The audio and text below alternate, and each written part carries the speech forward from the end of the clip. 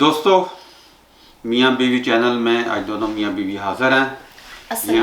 ये मैं हूँ, ये मेरी बेगम हैं। आज वैलेंटाइन डे है और हमारी पार्टी हो रही है। और मेरा कहाँ है फूल और गुलदस्ता? फूल और गुलदस्ता आपका वो उधर रखा है, वो गमला भी साथ है। फिर मैंने कहा कहीं नजर नहीं आ रहा, बाद में गमला ना मारना हो आपने। आज जी पूरी दुनिया में वैलेंटाइन डे बनाया जा रहा है जी। पाकिस्तान में कुछ ज़्यादा जोशो खरोश लग रहा है, जैसे हर दफ़ा होता है। हमारी दफ़ा हम जब होते थे तो बड़े लोग जोशो खरोश होता था नौजवान नस्ल में। अच्छा। सोशल मीडिया पे भी बहुत कुछ देखने को मिल रहा है, मगर यहाँ पे अमेरिका में ऐसी कोई ख़ास एक्टिविटी हमें नज़र नहीं आती।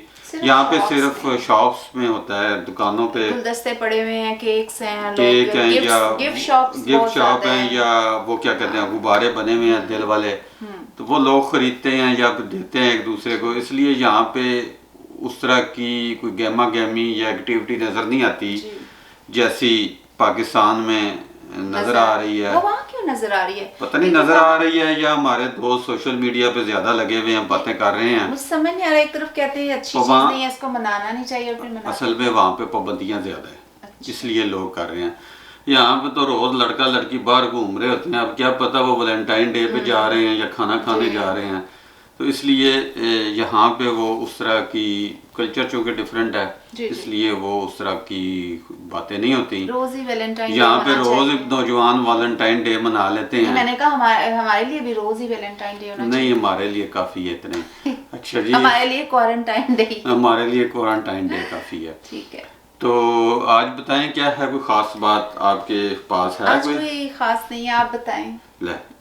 वैसे तो मैं सिर्फ ये एक हैरान हो रही हूँ, एक माउंटेनियर है, सैद पारा नाम है उनका, उनकी मोहम्मद अली सदपारा।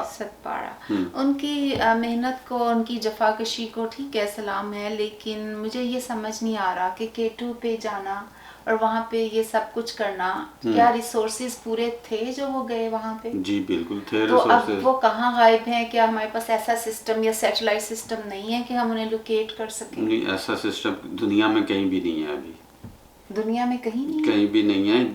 दुनिया की 2-3 बड़ी जो चोटियाँ हैं वो नेपाल और पाकिस्तान में ही हैं। अच्छा। जो माउंट एवरेस्ट है वो नेपाल में है, जो K2 है या एक आध और हैं वो पाकिस्तान में है। अच्छा, अब मसला ये है कि अगर वो चले गए हैं, ठीक है, वो एक टीम आई थी, उसके साथ मोहम्मद अली सदपारा उसके साथ थे। वो पुराने एक पोर्टर के तौर पे काम करते रहे हैं। अच्छा। पहले भी गए हैं।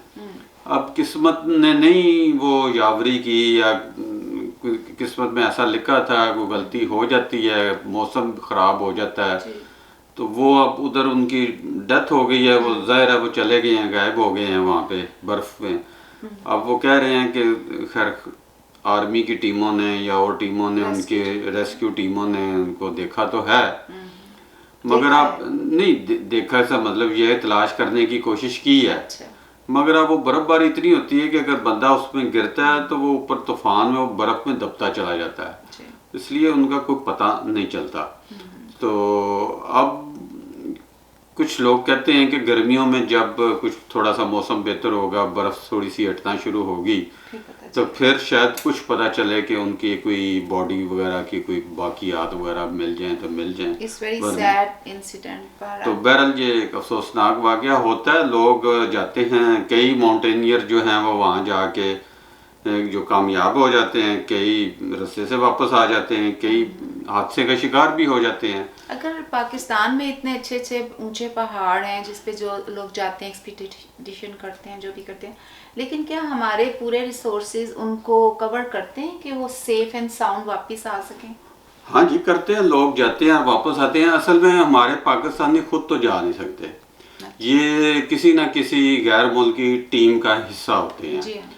तो जो बाहर से जो लोग आते हैं, गैर मुल्की यूरोपियन या दूसरे माउंटेनियर आते हैं, तो वो पूरी उनकी तरबियत होती है और पूरा वो उनका लिबास होता है, सारी उनके पास जो होती हैं चीज़ें। और पाकिस्तानी तो साथ पहले पोर्टर के तौर पे काम करते हैं, फिर ऐसा ऐसा एक्सपीरियंस हो जाता है उन्हें भी, तो फिर वो चले जाते हैं। तो वो सब चीज़ों के साथ ही गए थे। बहरहाल अब हादसा हो गया, क्या किया जा सकता है।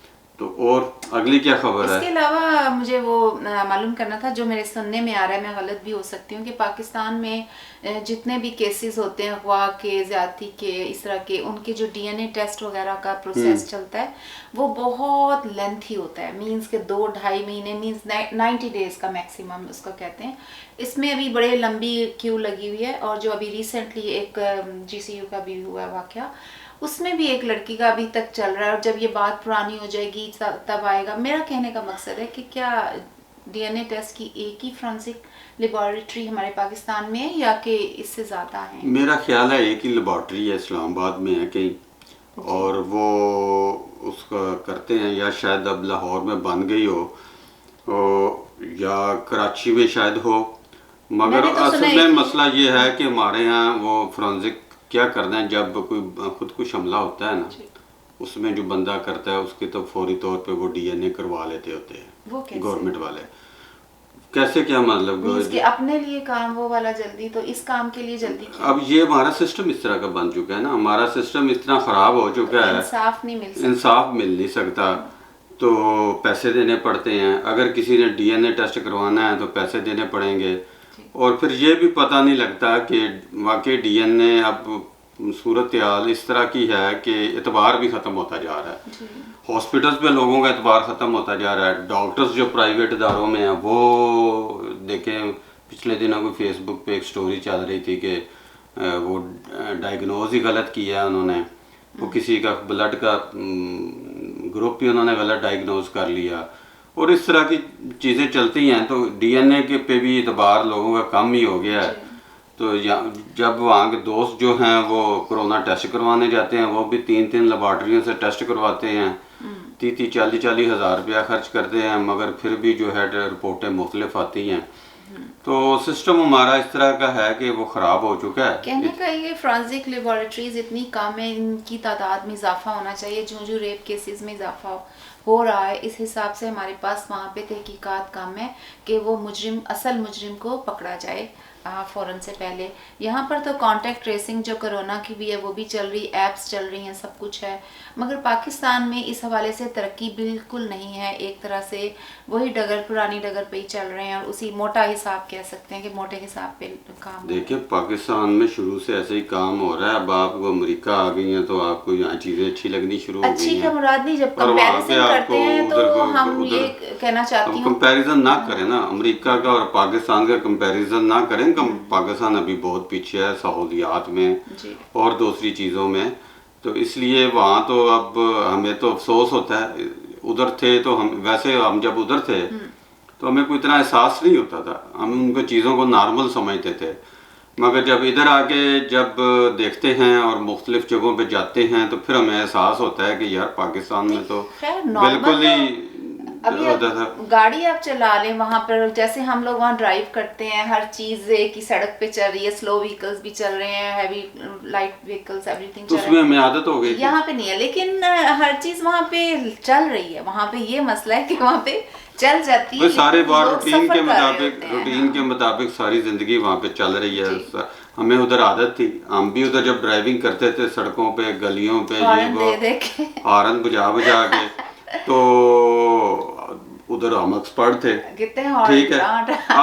अब इधर आके यहाँ के चूंकि ड्राइविंग की डिफरेंट किस्म की हो गई है, तो इसलिए अब हमें ऐसा लगता है कि पता नहीं वहाँ पे कितनी बुरी ड्राइविंग होती है। मैं कल परसों पाकिस्तान की एक वीडियो देख रही थी, उसमें मुझे पता है, मैं भी वहाँ ड्राइव करती रही हूँ, लेकिन मुझे इतना नहीं था। लेकिन जो मैं देख के परेशान हो रही थी कि ये साइकिल वाला उसमें घुस रहा है और वो रिक्शे वाला, तो ये चीजें यहाँ बैठ के ना वो कोफ्त हो रही थी मुझे थोड़ी सी, कि बेचारे कितने कोई सिस्टम नहीं है। मैं उन लोगों के लिए हमदर्दी का एहसास कर रही थी कि कितने मुश्किल से ये लोग लाइफ गुजारते हैं वहाँ। हाँ, बस अमेरिका अब आ गए हैं इसलिए अब आपको कोफ्त होनी शुरू हो गई है उधर की चीजें। नहीं, मुझे वहाँ पे भी होती थी, ऐसा नहीं है कि आपको पता ही है, मुझे गुस्सा आता था ऐसी चीजों पे। इवन लाइट जाती थी मुझे गुस्सा बहुत गुस्सा आता था जी।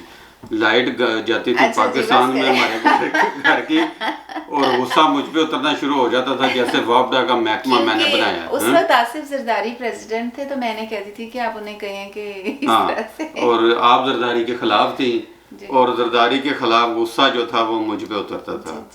तो ये थी सूरत हाल। बहरहाल जी, मेरी जिंदगी काफी सौखी हो गई है जब से अमेरिका आया हूँ। मैं यही कह रही थी ना, खाने तूने खत्म हो गए हैं, बहरहाल जो भी बस है। कर दें अब। मेरा ख्याल है कि काफी बोंगियां हो गई हैं अच्छा, इसको चलिए। वैलेंटाइन डे ले पे। जी दोस्तों, आज हमारी ये मुख्तसर सी गुफ्तगू है।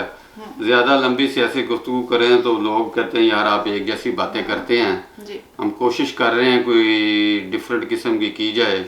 ज़रा लॉकडाउन ख़त्म हो जाए तो कुछ और लोगों को भी इनवाइट करेंगे, कुछ हम बाहर भी घूमते हुए करेंगे। आजकल वैसे बाहर बहुत ज़्यादा ठंड जी है, मैंने तो इनको ये आइडिया भी दिया कि बाहर चल के घूम फिर के भी जी। बात नहीं हो सकती।